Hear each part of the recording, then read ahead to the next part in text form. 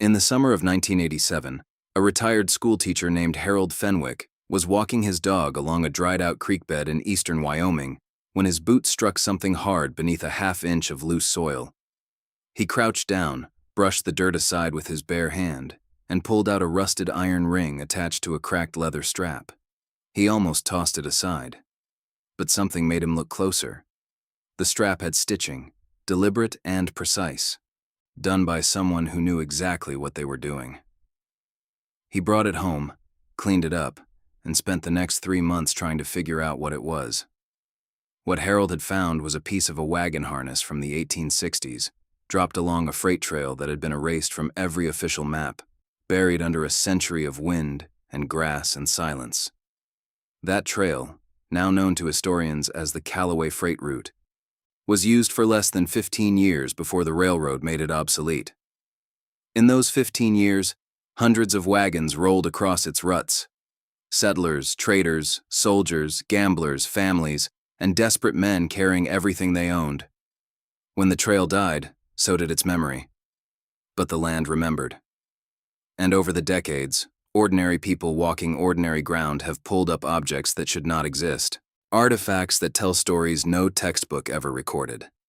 Today, we are going to look at 20 of the most remarkable finds ever unearthed along this forgotten route. Some of them are beautiful, some are heartbreaking, and number 7 is going to make you question everything you thought you knew about who was actually traveling these trails. If this is your first time here, make sure you subscribe right now and hit the bell, because we go deep on stories like this every single week. Find number 20 was a small brass compass, no bigger than a silver dollar, recovered in 1994 by a fencing crew near the Nebraska-Wyoming border. The glass face was cracked, but the needle still moved. Inside the brass lid, someone had scratched 3 letters with a sharp tool. J-E-M. No one has ever identified who those initials belong to, but researchers believe the compass dates to the 1850s, based on the manufacturing style of the casing. Compasses of this type were expensive, not something a common laborer would carry. Whoever owned it had resources, and whoever lost it in the middle of nowhere. Find number 19 came up during a road expansion project in 1971 just outside of Cheyenne. A backhoe operator named Pete Szymanski felt his bucket drag against something solid and brought up what he first thought was a clump of rock. When the dust settled, it was a cast-iron Dutch oven with its lid still sealed shut. Inside, the carbonized remains of what appeared to be cornbread. The cook had left it on the fire, walked away, and never came back. Archaeologists dated the organic residue to the 1865 to 1875 window. The oven is now displayed at the Wyoming State Museum. Nobody can explain why it was buried 12 inches underground with the lid on. Find number 18 was discovered by a 12-year-old girl named Lucy Harmon in 2003, while she was hiking with her father along a dry wash near Torrington. She spotted a glint of metal under a flat stone and dug out a small tin box, the kind that would have held tobacco or hard candy in the 19th century. Inside was a folded piece of oilcloth, and inside the oilcloth, perfectly preserved, was a daguerreotype portrait of a woman in formal dress. No name, no date, no inscription. The woman in the portrait is looking directly at the camera with an expression that feels strikingly modern, composed, direct, almost defiant. The photograph has been analyzed by 3 separate experts who all agree it was taken no later than 1870. Who she was, and why someone carried her image across the frontier in a tin box and then left it there, remains unknown. If any of you have ancestors who traveled this route, I would love to hear about it in the comments. Let us keep going. Find number 17 was a pair of children's shoes, leather-soled with small brass buttons up the side, found in 1958 by a rancher digging a post hole on his property near Fort Laramie. They were wrapped in burlap and placed deliberately in a small depression, not dropped, not lost, but buried with intention. They were child-sized, approximately a 4-year-old's foot, and they showed very little wear. The rancher brought them to the local historical society, where they sat in a box for 40 years before a graduate student researching overland trail mortality pulled them out and realized what she was looking at. The shoes were almost certainly a memorial. A child had died on the trail, and someone had buried the shoes the way people in that era buried meaningful objects with the dead, or near the place where someone was lost. Find number 16 was a leather-bound journal recovered in 1999 during drought conditions that had exposed a section of creek bank that had been underwater for decades. The journal was badly water-damaged, but 43 pages remained partially legible. The author never identified himself by full name, signing entries only as W. The surviving text describes the journey of a group of 12 people traveling west in the spring of 1869. The last legible entry, dated what researchers believe was early June of that year, reads in part, 3 days without water. Axle cracked this morning. We have decided to leave the animals and walk. God willing. There are no further entries. No record of a group of 12 matching this description arriving anywhere in the territories that summer. Find number 15 was a full medicine kit in a wooden case, brass-hinged and leather-handled, found in 1983 by a metal detectorist working a field near Goshen County. The kit contained 14 glass vials, most of them intact, along with forceps, a bone-handled scalpel, and a folded card identifying the owner as Dr. Cyrus Abernathy. Research into frontier medical registries confirmed that a Dr. Cyrus Abernathy had been licensed to practice in Missouri in 1861, and that he had applied for a military commission in 1862 and been rejected.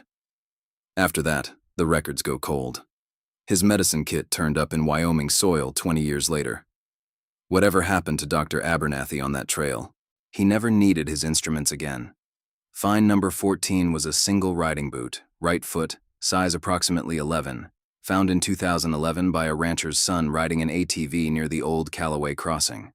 The boot was made of high-quality leather, hand-stitched, with a decorative scrollwork pattern on the shaft that was typical of custom-made frontier footwear from the 1870s. The left boot was never found. Boots like this cost serious money in that era, equivalent to several weeks' wages for a working man. They were not something you left behind by accident. The single boot has been the subject of considerable speculation, ranging from the mundane, a rider thrown from a horse, the boot lost in the confusion, to the darker possibilities that frontier historians prefer not to dwell on in polite company. Find number 13 was perhaps the most commercially valuable object ever recovered along this route. A sealed tin of vegetable seeds, still viable. Discovered in 1967 by a farmer near Lingle, Wyoming, the tin was buried in what appeared to be the remains of a root cellar that had been dug into a low hillside. The seeds, when analyzed, turned out to be varieties of corn, squash, and bean that were common in the 1860s but had since largely disappeared from cultivation. Agricultural scientists were able to germinate several of the beans successfully, living seeds planted in American soil by someone who died over a century before they were found. Subscribe right now if you want to keep learning about the lives hidden inside the dirt beneath your feet. Find number 12 was a horse skull with a hole drilled through the frontal bone, recovered in 2007 during a highway construction project. At first, the construction crew thought nothing of it. Animal bones along old trails are common. But a field archaeologist on site noticed the hole, which was too precise and too centered to be accidental. It matched a practice documented in several Native American traditions in which a horse was marked after death to release its spirit or to prevent its use by an enemy. The skull was repatriated to the Eastern Shoshone Nation in 2009. It was a reminder that the Callaway route did not cross empty land. It crossed land that was already full. Find number 11 was a collection of 47 gold coins in a ceramic pot, found in 1944 by two brothers digging an irrigation ditch on their family's Wyoming homestead. The coins dated from 1849 to 1863, all American minted, and included several rare half-eagles in near-perfect condition. The brothers reported the find to local authorities, turned over a portion to the county, and kept the rest. The pot itself was of uncertain manufacture, possibly Mexican or Southwestern in origin. Who buried 47 gold coins along a Wyoming freight trail and never came back to claim them is a question that has occupied treasure hunters in that county for 80 years. The answer almost certainly died on the road. Find number 10 was a handmade musical instrument, a small 5-string banjo with a skin head, recovered from a collapsed well in 2015 by a restoration crew.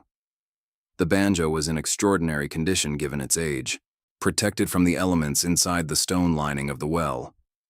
The wood was cracked, but the instrument was structurally intact, and the strings, though broken, were still attached. Analysis dated the construction to somewhere between 1855 and 1870.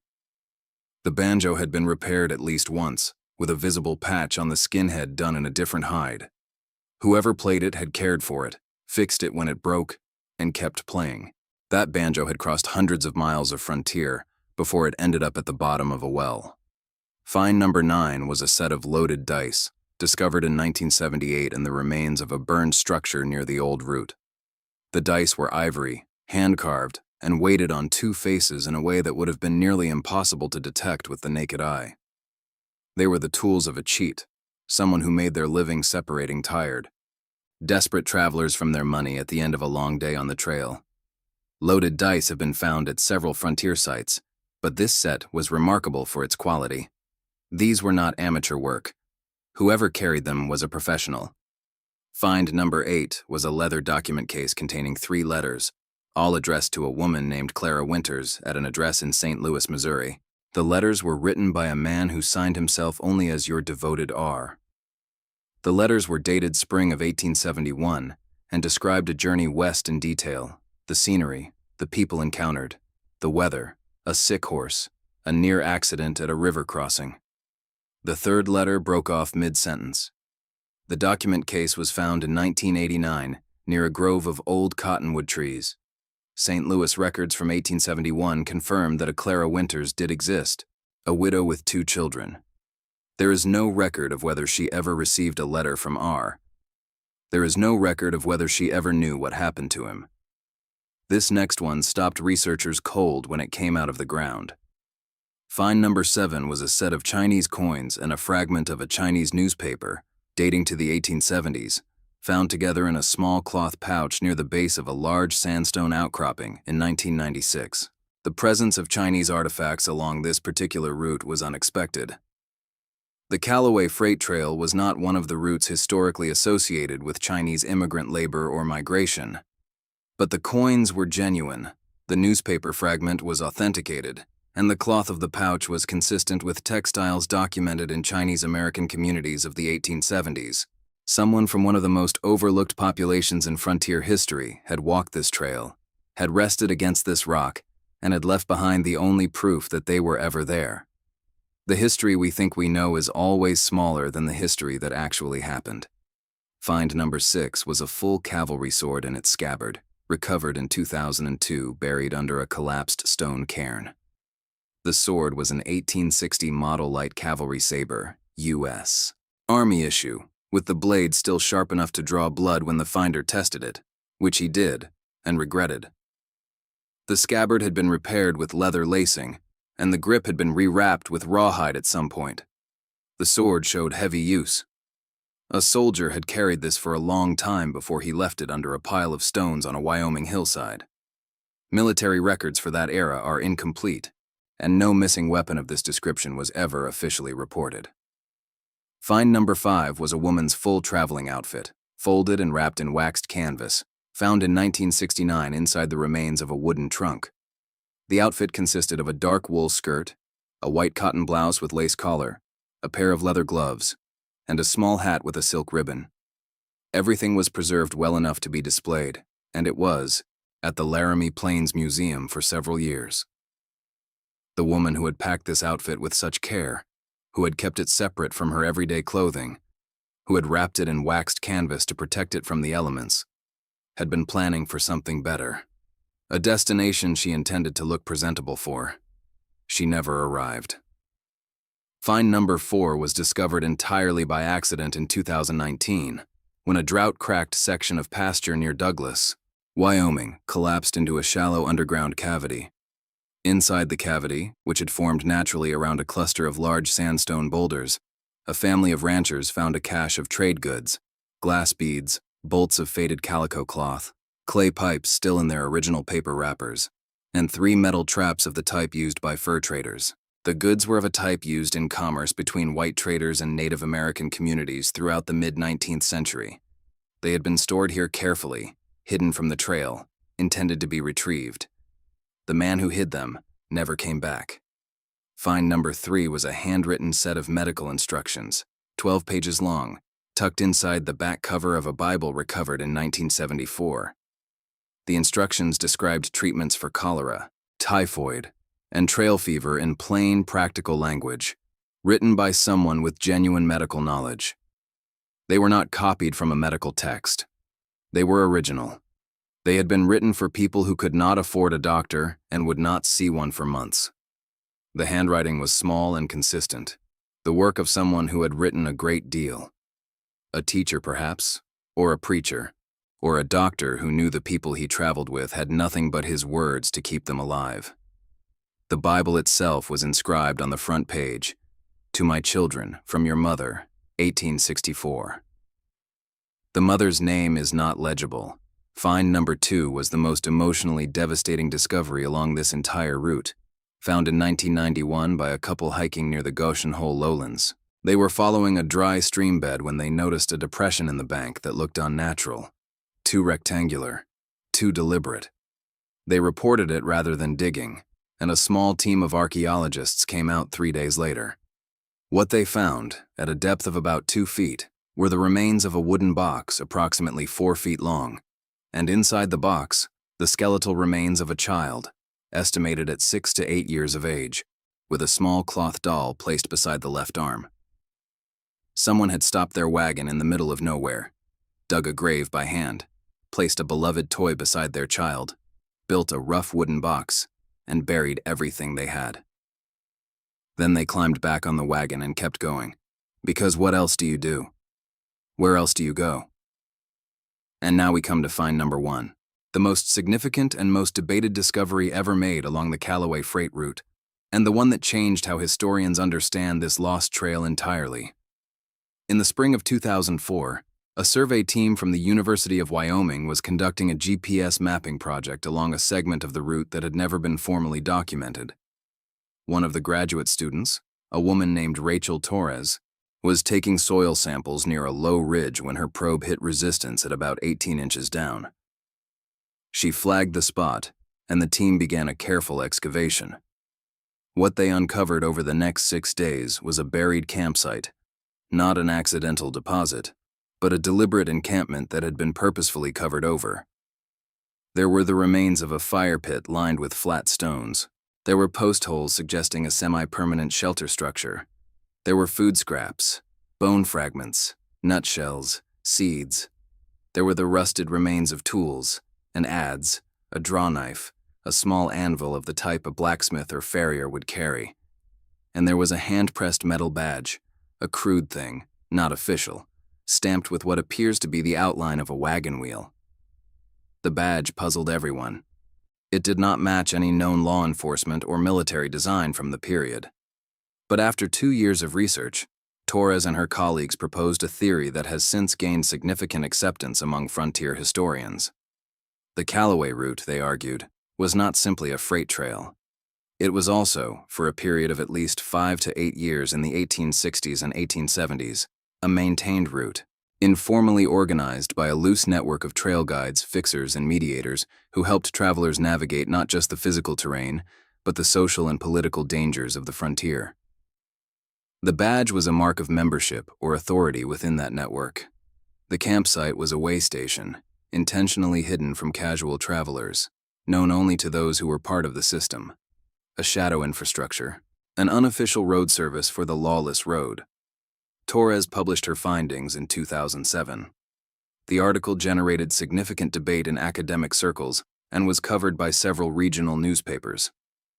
The badge is now held by the American Heritage Center at the University of Wyoming.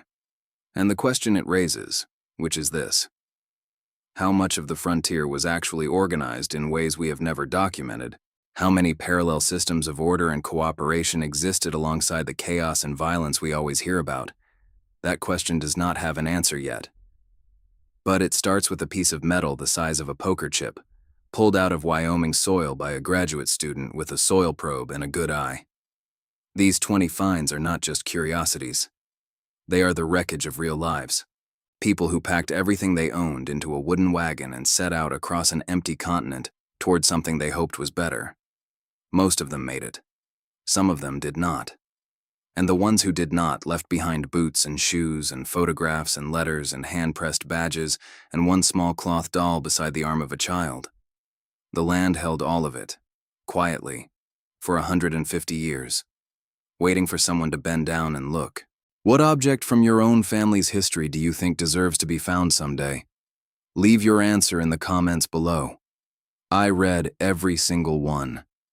And if you have walked any stretch of land that was once a frontier trail, do me a favor and look down once in a while, because the ground you are standing on is never as empty as it seems.